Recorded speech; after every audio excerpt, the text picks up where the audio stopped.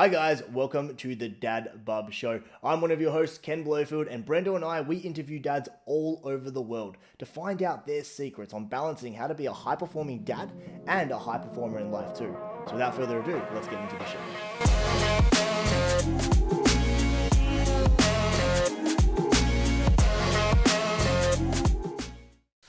Alright guys, welcome back to the Dad Bub Show. On today's episode, we have a real local, someone who's from our neck of the woods here in Perth, Western Australia, but after having a family decided to ditch the city life because it didn't provide the opportunities that he wanted for his family, both obviously Cullum, Kim, and obviously their children. So they've jetpacked down southwest of Australia, in amongst the coast, the country, surrounded by beaches, nature, trees, and life. So Cullum, Kim, and their two children live their life to the fullest, going on their regular nature adventures, surfing every day, getting out amongst what it truly means to be human, which I absolutely love. To see their story unfold through the lens on social media is an absolute privilege for me and motivates me as a father to take my son out into the world and to experience nature more frequently. And I know Brendo is absolutely the same with Evie. Now, Cullum and Kim are both business owners, able to provide the life for their family anywhere around the world. So Cullum is a life coach and helps people be the best version of themselves, and his partner Kim helps other people get back their independence by using affiliate marketing to buy back their time and take control of their amazing lives. Today we are speaking to Cullum. Cullum, my man, welcome to the show. Thank you very much, guys. Thanks for having us on. Mate, absolute pleasure. And we got to have a bit of a chat off camera before we kicked in, and I got to hear a little bit about your story. But just to give the guys context into you and who you are before you actually moved down south, give us a bit of a landscape about what did you do before you made the shift to be down towards nature. Yeah, okay. So I had a partnership in a roofing business, and I was a high achiever, and I had a big drive. I had a lot of fuel to be the best, to be good at what I'm doing, and to also, be living to the fullest. I was doing Ironmans and all kinds of things, and then we had our little girl Lottie, and that's an awakening in itself. And things kind of started to take a bit of a change, and I didn't really see the signs, and I had quite a bit of a breakdown, to be honest, and I got a lot of different perspectives, and that just put us on a new course, and gave us some new values and a new perspective on what's really, really important to us, So we decided to make some shifts and put some plans in place to bring our kids up in a simple life and richly connected to nature and the things that we felt were important. So talk to me about how you came up with that decision, because that's a pretty big decision, right? Did you grow up in nature, Cullum, yourself, or were you brought up in the city? I was brought up in the city. I've always had a connection to nature and connection to I suppose a wider perspective of what's going on. When I had this shift, the thing that really helped me the most was being in nature, going back to the land and being just amongst the trees and amongst just being on the land and being peaceful and quiet. And so with the roofing business, that's like a quite hands-on, quite a laborious sort of job. And obviously if you're the business owner and a high achiever, then you would have, have the drive to be able to explore growth within that business. But then what made you actually make this switch to life coaching? And the reason I asked that out of interest is because generally, tradies would somewhat typically be thought of as like that toxic masculinity sort of circles, whereas life coaching is almost the opposite. So what did you see and what made you want to make that switch? To make the switch, what happened was I ran out of steam, I ran out of fuel, and I actually had a big bout of depression.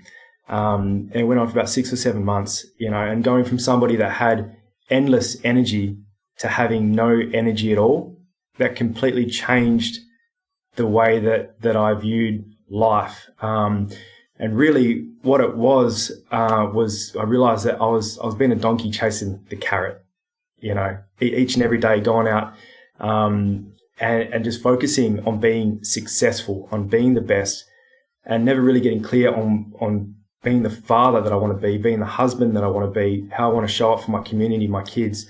So through that experience of depression, it just really gave me a reset on what's important. And I went from, being a tradie to being a life coach. And what really allowed me to make that shift was because I had so low energy, I had to work it out for myself, how to raise my energy, how to heal, and how to get better.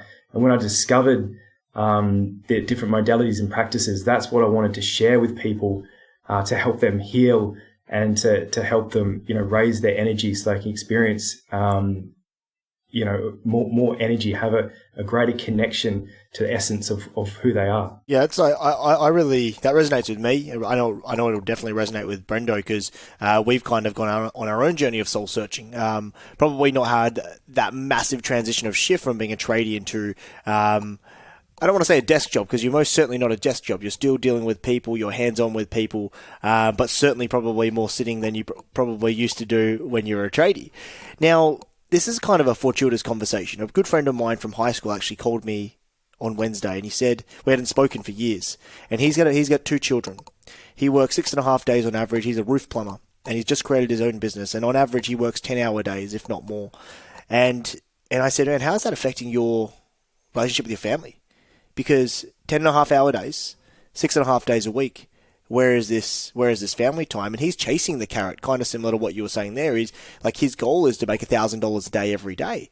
And, that's good. It's, $6,500 a week and it's a very comfortable income for him and he's doing some amazing things. But how do you feel that could affect, him moving forward? Because he's only a young man himself with young kids. How do you see that kind of affecting him moving forward? And of course, how do you kind of put your perspective on that, seeing as you've kind of been in a similar situation and then moved out of it? Yeah. That for me, it's understanding what is the drive, what's creating the fuel for that. And for me, like straight up, boys, it was this feeling that I wasn't good enough. And this was an unconscious feeling. I wasn't aware of it. And the drive was to be seen as successful. I had an ideal that had really been put on me from my environment, what it looks like to be a successful man. Okay, and I was following in those footsteps and getting up every day and going for it. And that's all good and well, But if you have tunnel vision on that, that's it. There's going to be other areas of your life which are going to fall behind or fall away or not have that value and importance put on it, like your relationships, like potentially your marriage, if you are married, your health, your fitness. And if you experience lack in these other domains of life, your life is imbalanced. And what will happen is you'll run out of steam, So, what would my advice be to somebody like that from my own experience is create balance, create a vision, just get clear on what it is that you want and just know what is the driving factor. What is my truth? Why am I truly doing this? You happy when you were roofing out before the hit of depression? So yeah, just straight up with that. And obviously you were ambitious, you're chasing these goals, but were you happy at the time prior to getting depression? I'd have to say I was. If anybody knew me, they would say that Cullum was happy. There was a time, if I look back at my life, there was a time when I would have been drinking too much, like doing too much, living my life out of balance. But for some reason, I was happy, But there wasn't that once I went into my 30s, once I really had a kid, that's when things changed. Okay, and that's what really created a bit of a gap in my life when things were out unbalanced. I feel like I could juggle it when I was younger. Having a kid, that changed everything. And yeah, that's when I didn't pick up on the signs, and that led to the depression, which boys was, I don't know if you've experienced it. It was brutal. It was seriously, it challenged. It challenged every part of my being, and just glad that I had the support of my wife and my friends at the time. And I managed to do my research and find out that, it can just be a part of life and it'll pass. I love how you're quite open about that because I don't think it's spoken about enough. And, Brendo and I, I don't ever want to say I've been, I don't ever, not that I don't ever want to say, I don't want to say that I've had depression. I don't know that I have, and I think if I don't know that I have, then I definitely haven't, is probably the answer there. But I don't think it's spoken enough, and I think, there's a lot of support around for women out there that have postnatal depression. It happens. It's very common. And so there's support around there for that. But I don't think there's as much support for men when they go through the ebbs and flows of life. And because we have emotions too. We're human beings, right? We're not emotionless creatures.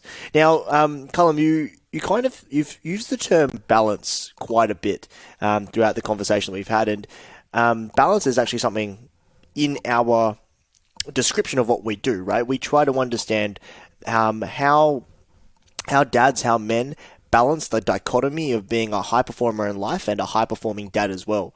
And, we always ask the question, like, how do you find balance and what does balance mean to you? And everybody gives their own certain opinion on that or gives their own 10 cents. So I'm curious as to you, what do you see as balance in your life? Yeah, balance for me is a feeling.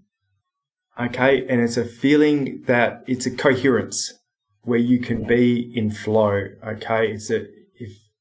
It's where the kind of the doing and the receiving, that they balance out. And everyone's a kind of messenger telling you how harmonious your life is, your kids, your wife, whatever it is. So balance for me is really the sweet point, and our emotions, our feelings, our energetic state, that's telling us where we're at in terms of balance. If we don't have balance, we'll be triggered, low energy, these kind of things. These are the messengers telling us that there's areas of our life that could be more in flow. And so you talked about some of the practices and the modalities that helped you out, and no doubt they're the same things that you help other people with your life coaching. So what are some of those things that are practical that people can take away that have really helped you through this journey? Yeah, so meditation is number one. Meditation's been number one for me, just to become the observer of what is happening. Whether it's thoughts, emotions, what's happening around me. So meditation would be the first step. If you are somebody who is experiencing anxiety, or if you're an overthinker, I'll definitely just look into meditation. That's got a massive block to it as well, guys. I don't know if you guys are meditators, but it just has a bit of a block to actually going and doing it, whereas it's the most peaceful and natural thing that a human being can do. And then after that, like breath work is something that's amazing just for releasing old patterns and emotions, and energy and information. And then I work with the superconscious, which is we're connected to fields of information outside of our body. We're connected to everything throughout nature. And so the superconscious is really connecting to that infinite essence that we are, that we forgot when we come into the body. Did you do a ceremony or anything to become aware of this? No, I've done plenty of ceremonies. I've been on the path for a while and looked into all kinds of ways that we can heal. Because I know now that we are we're a spiritual being. We are highly advanced. We have a highly advanced apparatus, which many people aren't taking the full advantage of, because we're so stressed and living out of balance. But the thing that happened to me, Brendo, was that I had a cosmic awakening. And in that moment, that's when everything changed. So it wasn't during a ceremony. I was driving in my car when it happened. Yeah. That's amazing. And so can you kind of explain for others, if they're kind of seeking that kind of cosmic awakening themselves, or even just, we spoke about meditation and, in some reflections, in some states, reflection as well.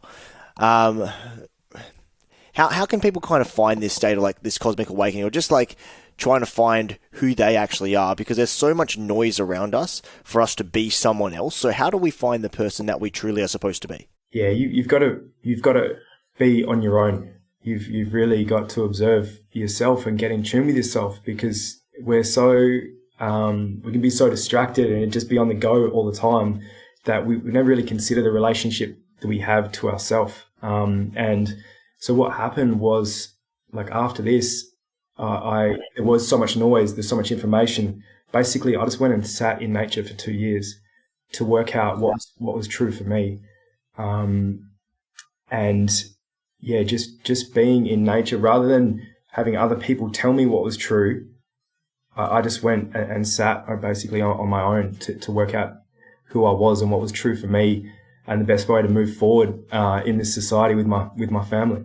That's really interesting, because I know for many people it's like when they become a new dad, it's a whole identity shift. And it's like, well, who am I? Who am I supposed to be? Because before I was someone's son. That was it. And I'm just someone's mate. And I'm maybe someone's girl or boyfriend and husband potentially. Or I'm, we've already got these labels. And now there's this big shift of, now I'm a father, and the only representation of a father is typically your father. You've observed other fathers, but you've never been fathered by anyone but your father, typically. So it's like this new identity crisis that comes on part. It's like, am I supposed to be like my dad, or am I supposed to be like someone else? And I think that would be very, very difficult to kind of find that kind of person. I know I've gone through my own journey of reflection, and I really like my own time to reflect, so that I can kind of identify, like, cool, what have I done today, and who am I today, and who was I last year, and who do I want to be in the future? But also, is that still a reflection of my soul? So that's something that I'm always constantly doing. Now, I know, just previously we spoke about meditation. You said, I don't know if you guys do much meditation, and we both certainly do meditation.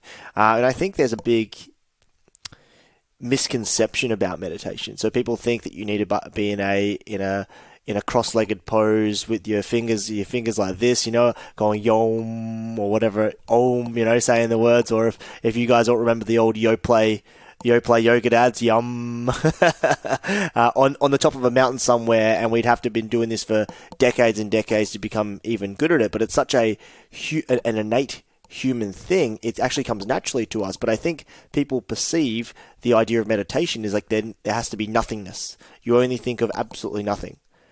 But that's almost impossible. It's like you allow the thoughts to come in, reflect on those thoughts, allow them to pass without being emotionally triggered by your thoughts. But what's your take on meditation? How should people, if they're getting started into meditation, getting started into reflecting on who they are and what they want to do, what should people start with? Yeah, I mean, you can start anywhere, okay? Either from getting different meditations or guided meditations off YouTube. You can get a mindfulness app. That's where I started off, and now, like, I do Vedic meditation, which is a mantra, and you have an instructor, and you kind of be you have guidance in an ancient tradition. But somebody just starting out, there's so many avenues, and meditation is beautiful. It's just a way to release stress from your body. So if you're a father, you're taking your work home with you. If you're a father and you want to scale your business, you want to go to the next level, yet you find it hard, you don't have the energy, the clarity, the focus, like meditation would be an amazing thing for you. And there's there's a lot of resources, many apps that you can find and just have a go at.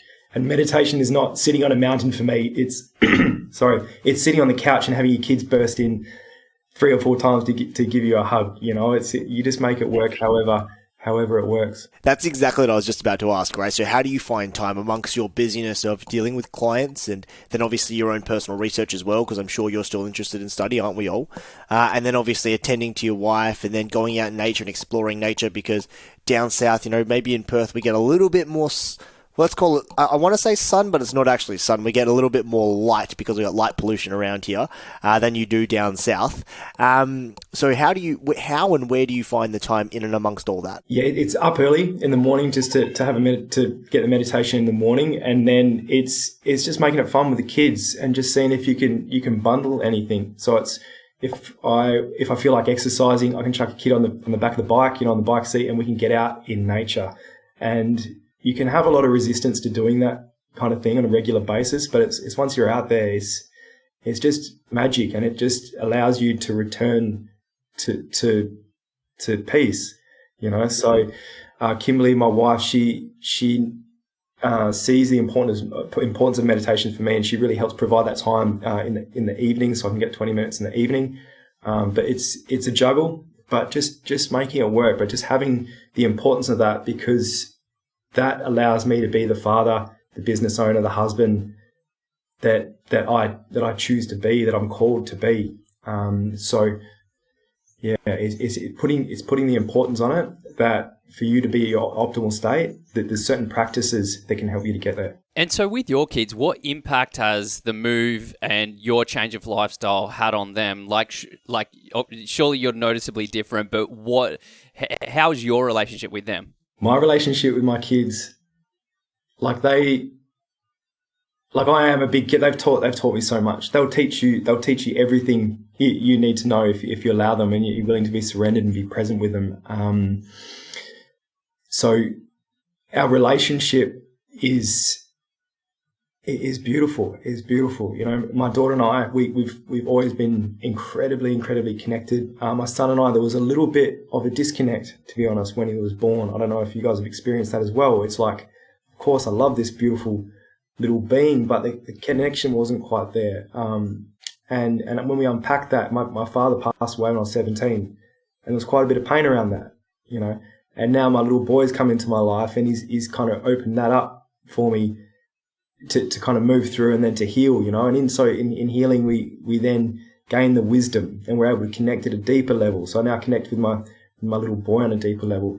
But living down south, like when we first moved here, it was a big move, and we're like, shit, are we doing the right thing by a family? And as soon as we pulled up to move into our new place, there was all these kids on this street. You know, we live in a cul-de-sac, and they're all homeschooled kids, like these free range kids living in the country. You know, we're like this is perfect. This is what we want. Yeah. I love the label you whack on that, free range, just like. Yeah, just like our free chooks range kids. What do they say? It's free range isn't really the real free range these days. It needs to be what is it? I can't remember the term, but yeah, free range. Because free range chickens only get like 1 square meter of sunlight, and they still consider that free range, and they need a different terminology. But hey, you kind of touched on a really cool word, which is surrender. In what you were just saying there, and I think a very masculine trait is to not surrender. It's like to continue to go and to continue to put this level of masculinity in the sense like, I don't need to surrender anything. I'm the best. I'm the powerfulest. If there's a problem, I'll fix it. I'll sort it. I don't need to ask for help. I'm going down the road. I need to ask for directions. No, I don't. I'll find it. She'll be right. She'll be sweet. That kind of typical mentality. So when I hear words like surrender and things like that, it's like, that's a big trigger word for me, because I'm like, I know guys don't surrender. So what's your advice to people that are just in their own minds about being the masculine all the time? You can carry on doing that. That's fine. You can carry on doing that for the rest of this lifetime, for another 100 lifetimes. You know, nothing changes till nothing changes. There's a higher intelligence that is in everything that we do, you know, and we are that intelligence, and it's just surrendering to a more blissful path. And it's really, it's not a failure. It's having it's humility and compassion for yourself, that we're a human being, you know, we're here to learn. We don't have to be right all the time. And that's, you know, it's an amazing, it's an amazing thing to do, just take that mask off and say, you know what, shit, I don't have to be a superhero every day. I don't have to be perfect. I can just be who I am. And in doing so, that's when you really have that connection to the soul of who you are behind all the roles that you play. So in surrender, I've found that only it really is the path to a life that is full of beauty and grace. It's the path to grace. Yeah. It actually takes more courage to surrender or to admit that you're wrong than it does to kind of be pig-headed and just continue to believe that you're right, even though deep down you know you're wrong. Yeah, I totally agree with that. And it's whatever for me, and there's times when I haven't surrendered, absolutely, you know, but until you do surrender, it'll keep being there, because you're moving away from something. You're moving away and avoiding a pain, avoiding something. Whatever you avoid, you get more of. You know, so just being in that state of surrender, it takes practice. as you probably know. And in doing so, you can allow just something else to come in and create a different experience in your life. For sure. So as far as the balance of life and the health and fitness side of things. So Ken and I met years ago in the fitness industry, and I'm still, that's sort of my world. All I know is protein and whatnot. And so health and fitness is important for me, and most dads have a challenging time, even if they were into it, with this thing that we all know called, the dad bod when they have kids. So before, when you had a roofing business, how did you take care of your health and fitness then? And then now, how do you take care of your health and fitness? Yeah, so when I was up on the roof, like that was physical work. And so to be honest, I was drinking a little bit then. But I was doing a lot of sport. I was doing Ironmans and all kinds of things. But it was a different type of health. It was a different type of fitness that I was doing. It wasn't so much functional. And now, I'm a father of two. I'm 37, getting a bit older. And how I take care of myself now is just to eat the right food and to not overdo it, but to be active. And when I went down the healing path, I was very focused on the mind, on the kind of spiritual aspects, and the fitness went to the wayside for a little while. And I just got to say, it's key. Like, being active, exercising is key. Whether you're healing, whether you just want to be in optimal state, just to stay in a fresh mindset, it's absolutely key. Just to be regularly exercising. So yeah, for me, again, balance, not overdoing it, nothing too turbo, but getting out in nature, being on the bike, going to the gym, walking, running. I know I've been through my own fitness journey and my own challenges and things like that as well. And for me, when I know when people kind of try to get into exercise, one of the first things they try to do is go back to jogging or running, because that's something most people have always done. They've done it in primary school, they did it in high school, and it's just fast walking and you just move a little faster. So how hard could it be? And there's all this complaint: my knees hurt, my hips hurt, my back hurts, my ankles hurt, and I get out of breath too easily, so I don't like running, so they just go to the gym and pump iron. And I think there's a beauty behind doing both, quite actually. But I think for me, there's nothing more mindfulness and nothing more meditative than going on a long run. But you have to train to be able to do that, because a lot of people hate it at the start. But if you can build that tolerance over time, and you can actually go for a 5-kilometer run or even just a 2-kilometer run, in my opinion, in my experience, I've had such transformative mindset changes by not listening to music, by just being present in the moment and running. And to me, I hate running around the city. I hate running around the suburbs. But when I get the chance to go down south and run through the trees and run through the shore woods, but more like the bush if I'm up north, depending on where we are, that's where I feel so connected, and my mind is so open to new ideas, which I love. Which kind of leads me into the question that I want to ask, Cullum. So what is an everyday for you? So you live in down south, which is beautiful, amongst the trees, amongst the coast. So what is an average typical day for you and your family, I suppose? Yeah, it's get up early, meditate, and then get into it and start getting it's just an average household. Start getting things ready for the kids. Chase my son around, try and get him dressed. Chase my daughter around, try and get her dressed. Try and make sure they're fed. And then in the car off to school, and then just have 20 minutes to regather, and then go for the daily plan, whatever that is, on certain days, and reach out and promote my work, and get my message out to my community on social media. And then there'll be some exercise will be part of that. And also just some time just to be, to spend time with my wife, to go and have lunch, whatever it is. And what I've found, guys, is that the being in the masculine, being in the doing, and always kind of, I wouldn't say chasing, but like pushing. I've just recently, come to the awareness that pushing will just get you the same. It'll create the same experience over and over and over again. So just really being in the feminine, just allowing, okay, which is doing the things that you love to do, and just having fun, rather than being so focused on my work, actually allows me to achieve more in my career. And so, yeah, and then it's get the kids from school. Billy goes to a little daycare, and then head down the park, head out into the woods, head to the coast, whatever, and then dinner, fires on every night in the winter. Yeah. So I want to kind of ask a question about that, because I follow you guys. I follow both yourself and Kim, and I see what you guys do with your kids, and it's just so beautiful. And you really do take them out into nature. I've seen, I don't know if it's your garden or your backyard, but you've got herbs, you've got vegetables, you're growing things. The kids are pulling things. They're really connecting with nature. So, like how important do you see that as a parent to get your kids in and amongst it all? And then what are the actual, like, how do you feel that actually benefits, number one? And then I suppose the second question to that is, what do you actively do? Is it like the hands in dirt? Is it the feet touching the grass, like letting them walk barefoot so they can really connect and suck that polarity out of the universe or the earth, or to go through their body or whatever it may be? Like, how do you, like, answer kind of that for me? I know that they're like weird questions there, and I kind of didn't ask questions, but I think you get where I'm going. Yeah. Okay. So what's the importance of it to me?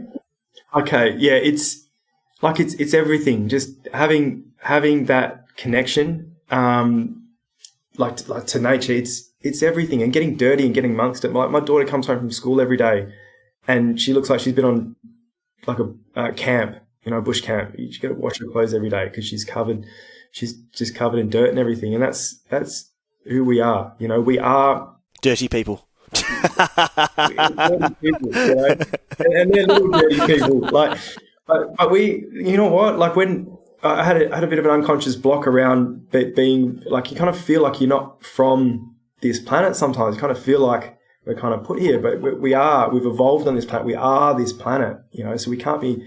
And people have anxiety because then they feel disconnected and a bit lost. Like, that's your connection, and to see your kids doing that. I know there's a whole curriculum that we can be following and things like that, but for me, this is it. It is just so vital for my wife and I to see our kids, being connected to nature, and just to be at peace, and to really grow up and to become who they're here to be is really what we value the most. And that's been the reason behind all the shifts we've made over the last couple of years. I don't know about Brenda, but I don't like, my son's 14 months, so I don't really particularly like him walking barefoot on the bitumen or on concrete or anything like that. But when we're down at the park, like, the first thing I do is I whip his shoes off. I want him to just connect with the grass. My wife doesn't like it. Whenever he's on sand, I like him to get his toes in the sand, his hands in the sand. Again, my wife doesn't like it. She's like, syringes and needles. I was like, I'll be aware.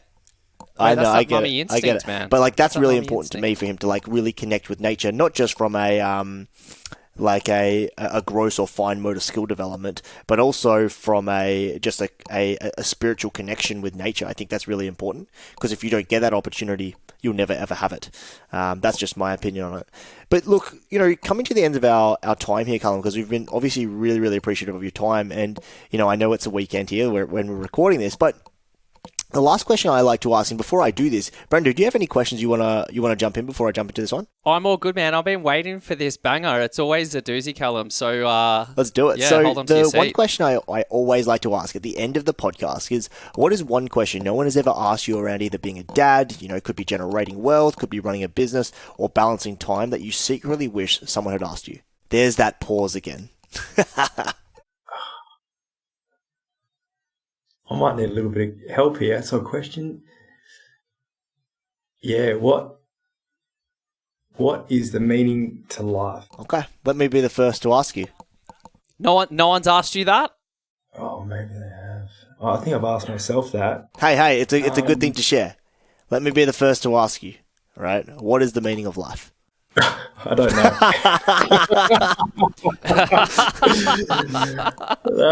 No, but it's. Boys, I think we're on a timeless melody. That is life. Is to learn, to grow, and explore, and it's what you make it. Be what you want it to be. I think the meaning of life is to learn and explore and to evolve, and that's we're all on the journey. Amazing. I love that. And so when we close off this podcast, this show for this episode, tell us, Cullum. So if dads are contemplating, my buddy included, if he's listening to this podcast, he's like, fuck it, you know what? I'm sick of this grind. I think I need to go find the meaning of me. Do you recommend packing up shop in the city and moving down south and being amongst nature? I do, but I think first just ask your wife, and get your wife's input and come up with a plan together. Like go for it. There is, you know what, just... I feel like there's a backstory to that answer. Like you just said, by the way, we got a house down in Margaret River and we're off next week. Like that's me. Kim and I, my wife, we've had to come together as a team to make this happen, and we've had so much. You learn so much about your partner when you step out into the unknown. Yeah, but guys, if somebody, like, if you're not happy with where you're at, just know that you can change it. You can change it. And if the country's calling you, just go for it, and nature will support you. Love that. That's so good. Cullum, thank you so much for being on. Now, you've got a program that you help guys out with too. So did you want to tell us a little bit about that and where people can find you? Yeah, sure thing. So, I'm a transformational coach, and I have an online group program called Thrive State. And it's for anyone who has a feeling that the life that they're living, or at least aspects of life, are not in alignment with the life that they truly desire. Like, if you are struggling with your fulfillment, your fitness, your family, or your finances, and you have a calling to be more, to experience more, then Thrive State is an amazing program. It's getting amazing results, and people, I help people step into the unknown. Step in. If you want to go live in the country, if you want to leave your job and go do something else, if you have a calling to really step up and serve humanity on a greater level, be the husband, the father that you want to be, then reach out. You can find me on all the socials. We'll put everything in the show notes. Cullum, thank you so much. Guys, thank you for your time. Thank you. And we'll see you next time on the Dad Bub Show. Yeah. That's it from us on this episode on the Dad Bub Show. If you want to find out a little bit more about us, head on over to www.dadbub.com. Until next time, see you next week.